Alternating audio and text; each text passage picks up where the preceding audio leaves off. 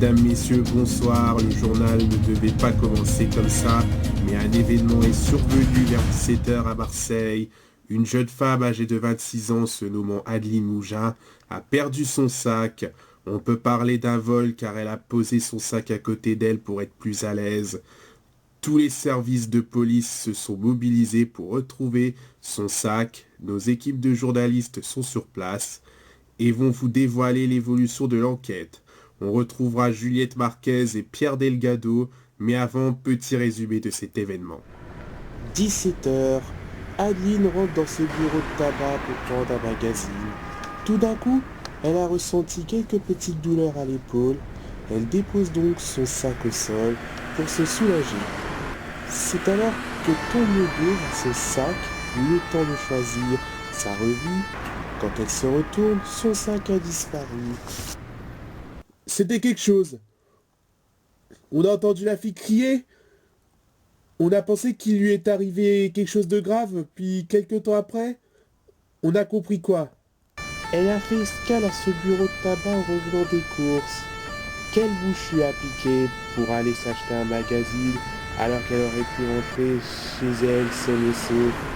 On retrouve en direct de Marseille Juliette Marquez, du nouveau sur l'enquête.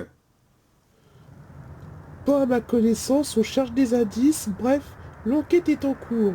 Ce qui est sûr, c'est que les enquêteurs ont interrogé la jeune femme qui est sous le choc. Elle n'a plus le moral. Il va falloir faire tout ce qu'il faut pour retrouver le sac à main. Merci Juliette. Pour parler de cette affaire, les lieutenants Mauriac et Desfontaines vont nous accompagner lors de ce journal. Qu'est-ce qu'on peut dire sur cet événement? Ça va être chaud. Pourquoi je dis ça? La première raison est qu'un sac ne parle pas. Ça ne communique pas, donc il ne peut pas crier à l'aide. Ça, on a compris. Attendez, vous n'avez pas entendu la deuxième raison, qui est que le sac peut être caché dans un grand sac. Surtout si le voleur est un homme ou une femme comme les autres. Il faut avoir une chance qu'un témoin ait aperçu un comportement suspect. Encore, on ne peut pas être sûr que ce soit cette personne. Il va falloir redoubler de travail. Exactement. Il va falloir se mobiliser pour retrouver le sac à main en bon état. Il faudra fouiller Marseille, s'assurer qu'il ne quitte pas la région, voire quitter le pays. L'autre personne à s'occuper, c'est la victime, qu'il va falloir attentivement surveiller pour éviter une dépression, voire un suicide. C'est pourquoi il y a des policiers avec elle. Un beau chantier qui se présente. Non, c'est pas un chantier. Bien sûr que si, ça sera un vrai chantier, car il va falloir mobiliser les équipes de police dans tous les endroits de Marseille. Attends, on a quand même retrouvé ma gourbette. T'es idiot, quoi, il s'agit d'un sac à main. Bon, on va se calmer. On retrouve Pierre Delgado, toujours en direct du bureau de tabac concerné. Vous pourrez régler vos comptes pendant ce temps-là. Pierre, du nouveau dans l'enquête?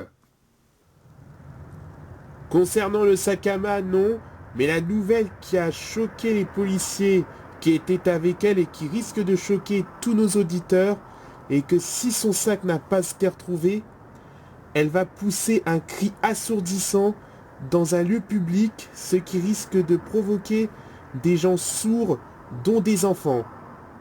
Merci Pierre. Vous vous êtes calmé? Un peu, mais on a entendu la nouvelle. Moi je ne sors pas pendant quelques jours. T'es obligé de sortir sur le terrain, t'es policier. Je ne vais pas devenir sourd pour mon métier. Bon, on va se calmer maintenant.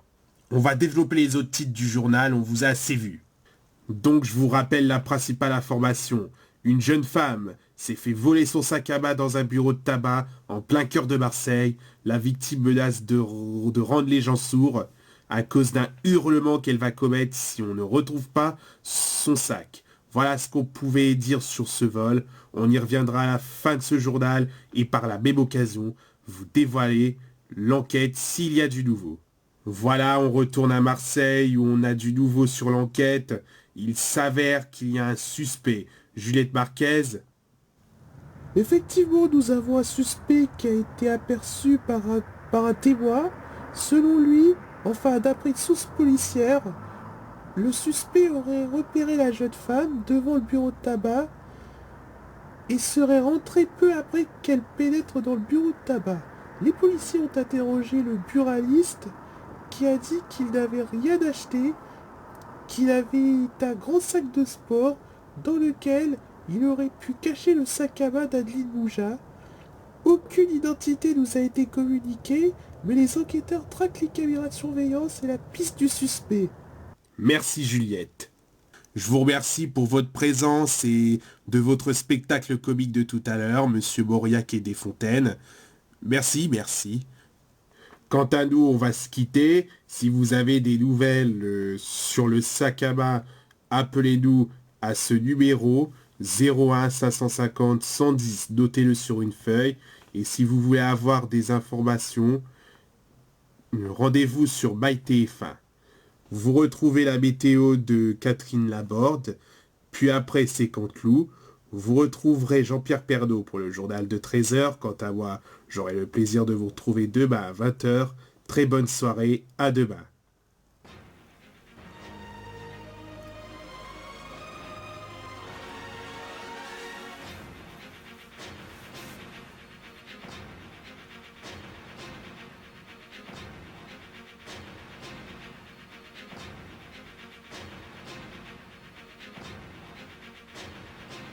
On retrouvera Judith Marquez.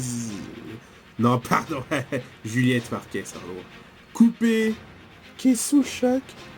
Elle n'a plus le moral. Il va falloir faire tout pour qu'il... Qu'est-ce que je raconte? Coupé. Donc je vous rappelle la principale information. Une jeune femme s'est fait voler son sac à main dans un bureau de tabac en plein cœur de Marseille. La victime renasse... Qu'est-ce que je dis, ouais. Coupé.